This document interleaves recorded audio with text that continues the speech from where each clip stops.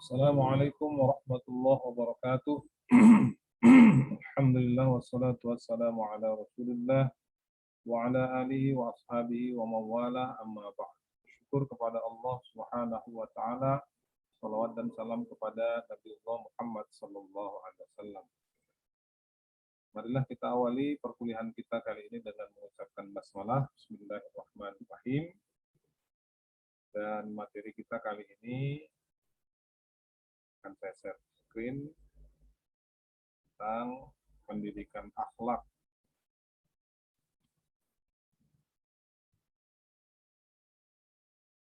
Baik, ini materi kita di pertemuan yang ke-6.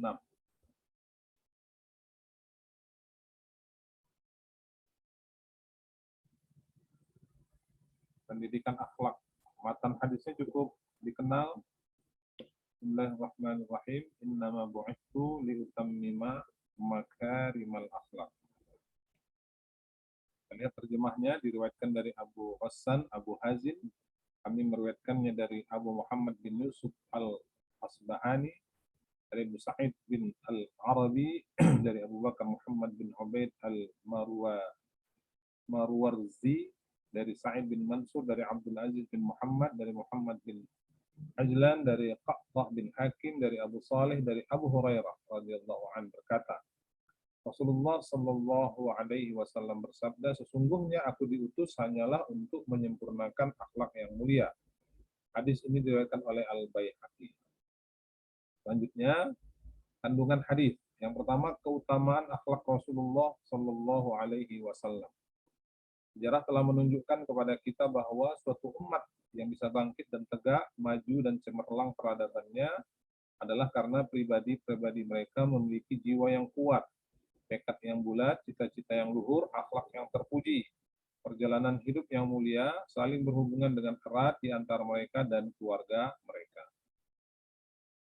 Islam menyeru agar mereka berpegang dengan akhlak yang mulia dan mendakwahkannya, agar mereka meninggalkan serta menjauhi segala akhlak yang buruk. Ajaran akhlak yang mulia ini telah diperlihatkan oleh suri tauladan umat ini, yaitu Rasulullah, yang telah disifati oleh Allah dengan firman-Nya, A'udzubillahi minasyaitonirrajim wa innaka la'ala khuluqin 'adzim. Sesungguhnya engkau benar-benar berada di atas akhlak yang mulia. Al-Qur'an surah Al-Qalam ayat yang keempat. Saudara-saudara sekalian, Sa'ad bin Hisham pernah bertanya kepada Aisyah radhiyallahu anha tentang akhlak Rasulullah. Maka Aisyah radhiyallahu anha menjawab, akhlak beliau adalah Al-Qur'an. Lalu Sa'ad berkata, sungguh saya ingin berdiri dan tidak lagi menanyakan sesuatu yang lain. Hadis riwayat Muslim. Karena itu Rasulullah Shallallahu Alaihi Wasallam merupakan sosok pribadi yang paling bagus akhlaknya, seperti yang disaksikan oleh Anas bin Malik, pembantu Rasulullah selama 10 tahun, ketika beliau berkata, Rasulullah adalah orang yang paling bagus akhlaknya. Hadis riwayat Muslim. Maka pantaslah Rasulullah menjadi suri tauladan bagi kita dalam segala aspek kehidupan beliau Sallallahu Alaihi Wasallam, seperti yang telah diberitakan oleh Allah dalam firman-Nya, A'udzubillahi minasyaitonirrajim. Laqad kana lakum fi Rasulillahi uswatun hasanah liman kana yarjullaha wal yawmal akhir wa dzakarallaha katsira. Sesungguhnya telah ada pada diri Rasulullah itu suri tauladan yang baik bagimu, yaitu bagi orang yang mengharap pertemuan dengan Allah dan keselamatan di hari akhir, dan dia banyak menyebut Allah. Al-Quran surah Al-Ahzab ayat 21. Saudara-saudara sekalian, Rasulullah sendiri telah memotivasi umatnya yang beriman untuk berpegang teguh dengan akhlak yang bagus dan menjauhi akhlak yang buruk, seperti dalam sabda-sabda beliau berikut, diantaranya dari Abu Darda bahwa Nabi bersabda, tiada suatu perkara yang paling memberatkan timbangan kebaikan seseorang mukmin pada hari kiamat selain daripada akhlak yang mulia. Dan sesungguhnya Allah amat benci kepada seorang yang buruk perbuatannya dan ucapannya. Hadis riwayat Tirmidzi dan disahihkan oleh Syekh Al-Albani. Selanjutnya dari Abu Hurairah bahwa Rasulullah pernah ditanya tentang perkara yang paling banyak memasukkan manusia ke dalam surga. Maka beliau menjawab, bertakwa kepada Allah dan berakhlak mulia. Sementara ketika ditanya tentang perkara yang paling banyak memasukkan manusia ke dalam neraka, beliau menjawab, mulut dan kemaluan. Hadis riwayat Tirmidzi dan dihasankan sanadnya oleh Syekh Al-Albani. Saudara-saudara sekalian, Rasulullah menjelaskan bahwa mukmin yang paling sempurna keimanannya adalah yang paling sempurna akhlaknya. Seperti yang beliau sabdakan, sesungguhnya mukmin yang paling sempurna keimanannya adalah yang paling bagus akhlaknya, dan sebaik-baik kalian adalah yang paling baik terhadap istri-istrinya. Hadis riwayat Tirmidzi dan disahihkan oleh Syekh Al-Albani. Saudara-saudara sekalian, namun problem yang amat jelas kita lihat dunia Islam sekarang, yaitu bahwa umat Islam telah meninggalkan akhlak mulia yang diseru oleh agama mereka sendiri yang bersumber dari Alkitab dan As-Sunnah. Kita melihat bahwa agama Islam berada di suatu tempat dan kaum muslimin berada di tempat lain yang berjauhan. Orang muslim hanya membawa Islam pada nama dan KTP-nya saja, tetapi dalam praktek keseharian, muamalah, dan seluk-beluknya tidak didapati nilai-nilai ajaran Islam yang mulia tersebut. Saudara-saudara sekalian, benarlah apa yang dikatakan oleh Umar bin Ibnul Khattab, kita dahulu adalah kaum yang terhina, lalu Allah memuliakan kita dengan Islam. Maka jika kita mencari kemuliaan dengan selainnya, niscaya Allah akan menghinakan kita. Hadis riwayat Hakim, dan ia berkata sahih sesuai syarat atau standar Bukhari dan Muslim, dan disahihkan oleh Syekh Al-Albani dalam Sahih At-Targhib wa Tarhib.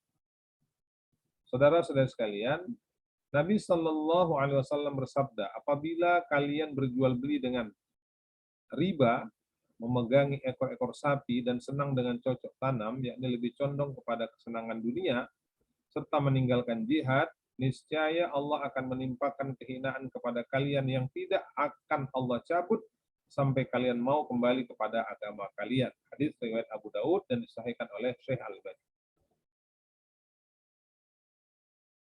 Saudara-saudara sekalian, definisi akhlak. Akhlak menurut etimologi bahasa Arab adalah bentuk jamak dari khuluq, yang diantaranya berarti jalan hidup, adat kebiasaan, tabiat, dan perangai. Ibnul Athir dalam Magharibul Hadits. Ya. Saudara-saudara sekalian, selanjutnya, jadi akhlak itu ada yang berupa tabiat dan perangai yang telah ditanamkan oleh Allah pada setiap jiwa manusia yang bersifat umum. Meliputi perangai yang terpuji, tapi ada juga perangai yang tercela. Dan ada pula yang berupa sifat yang diusahakan dengan mempelajari dan berpegang teguh pada hukum-hukum dan adab syariat. Dan ini lebih khusus dari yang pertama. Saudara-saudara sekalian, Nabi bersabda kepada Asjad, Ash'aj Abdul Qais, sesungguhnya ada pada dirimu dua perangai yang disukai oleh Allah, yaitu santun dan hati-hati, tidak tergesa-gesa. Ash'ad berkata, apakah dua perangai tersebut adalah yang kuupayakan atau yang ditabiatkan kepadaku? Nabi menjawab, dua perangai yang telah ditabiatkan kepadaku. Maka Ash'ad pun berkata, segala puji bagi Allah yang telah menabiatkan dua perangai yang Allah sukai. Hadis riwayat Abu Daud dengan lafaz yang mendekati, dan lafaz ini dinukil oleh Syarah Al-Aqidah At-Tahawiyah serta disahihkan oleh Syekh Al-Albani. Syekh Ibnu Utsaimin mengatakan bahwa hadis ini menjadi dalil yang menunjukkan adanya akhlak terpuji yang berupa tabiat asal yang diberikan oleh Allah kepada diri seseorang dan ada yang diupayakan. Dan bahwa yang merupakan tabiat itu lebih utama daripada yang diupayakan. Adapun contoh jenis kedua adalah apa yang disyaratkan dalam sabda beliau, kebaikan itu terletak pada akhlak yang bagus atau mulia, hadis riwayat Muslim. Seperti jawaban Aisyah ketika menafsirkan firman Allah, wa innaka la'ala khuluqin azim, yang menjawab akhlaknya Rasulullah adalah Al-Quran, hadis riwayat Muslim. Aspek cakupan akhlak, banyak orang yang memahami dan mengira bahwa akhlak mulia itu hanya menyangkut hubungan dengan makhluk yang lain dan tidak menyangkut hubungan dengan Allah. Namun itu merupakan pemahaman yang salah, karena akhlak mulia ini juga mencakup hubungan dengan Allah, sebagaimana mencakup hubungan dengan makhluk.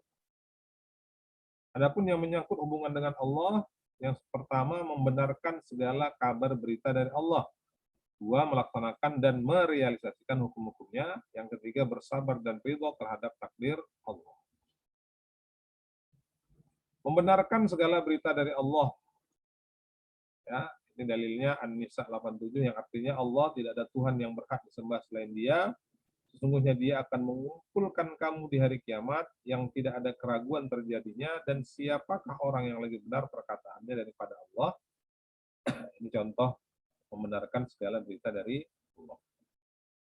Maka berita dari Allah dan Rasulullah di atas harus disikapi dengan akhlak mulia, yaitu dengan menerimanya sepenuh hati, dan bahwa apa yang diberitakan oleh Rasulullah adalah hak dan benar, meskipun ada orang-orang yang membantahnya.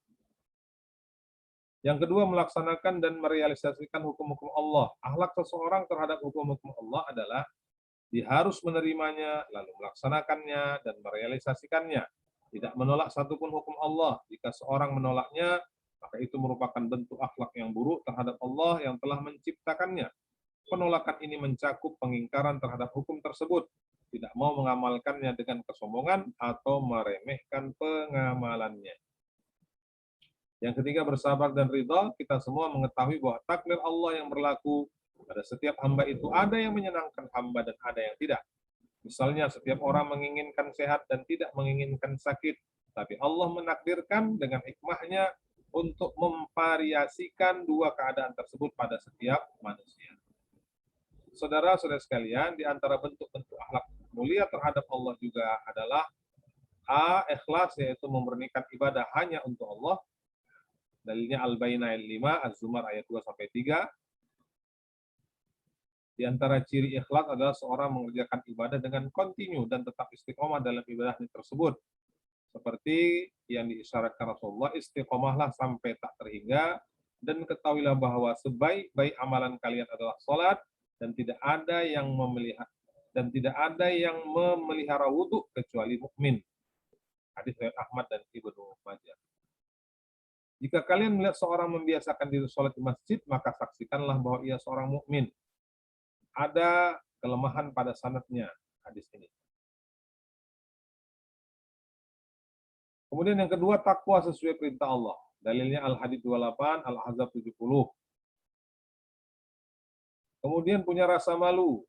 Sifat malu yang dimaksud adalah bisa mencegah seorang dari berlaku buruk dan maksiat kepada Allah.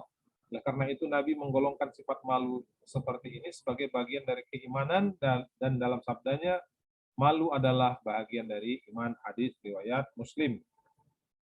Saudara-saudara sekalian, kemudian taubat. Dalilnya Az-Zumar ayat 53-54.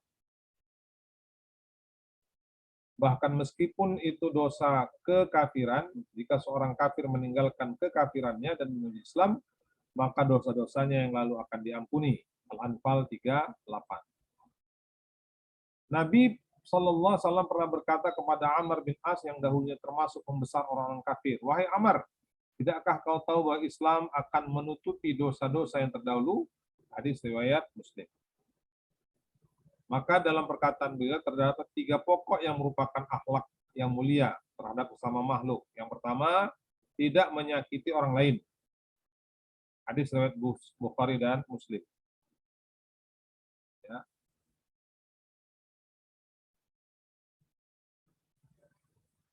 Yang kedua, ringan tangan, suka menolong. Hadis riwayat Ahmad dan Tirmidzi. Yang ketiga, berbuka manis. Hadis riwayat Muslim. Nabi bersabda, sebaik-baik kalian adalah yang paling baik kepada keluarganya, dan aku adalah yang paling baik kepada keluargaku daripada kalian. Hadis riwayat Tirmidzi dan Ibnu Majah. Kemudian di antara yang paling berhak mendapatkan pergaulan yang baik dari seseorang adalah orang tuanya, terutama ibunya. Hadis riwayat Bukhari dan Muslim. Seperti ketika seorang datang kepada Nabi dan meminta wasiat kepada beliau, maka Nabi mengatakan, "Janganlah kamu marah." Orang tersebut mengulang-ulang permintaan wasiat dan Nabi tetap menjawab demikian. Hadis riwayat Bukhari. Nabi juga pernah bersabda, orang yang kuat adalah orang yang bisa menguasai dirinya di saat marah. Hadis riwayat Bukhari dan Muslim. Untuk memperoleh akhlak mulia dengan jalur usaha, maka seorang memerlukan 1. Menelaah kitab Allah dan sunnahnya, belajar. Al-Quran dan belajar Al-Hadis. Kemudian memilih teman-teman yang baik, hadis riwayat Bukhari dan Muslim. Kemudian memperhatikan akibat buruk dari akhlak yang tercela. Orang yang berakhlak buruk dibenci, dijauhi serta dicela. Maka jika seorang mengetahui akibat buruk dari akhlak yang tercela, maka ia akan menjauhinya. Wallahu a'lam. Demikian perkuliahan kita hari ini. Akhir dengan doa kafaratul majlis. Subhanakallahumma wa bihamdika asyhadu an la ilaha illa anta astaghfiruka wa atubu ilaik. Nasrun minallah wa fathun qarib. Assalamualaikum warahmatullahi wabarakatuh.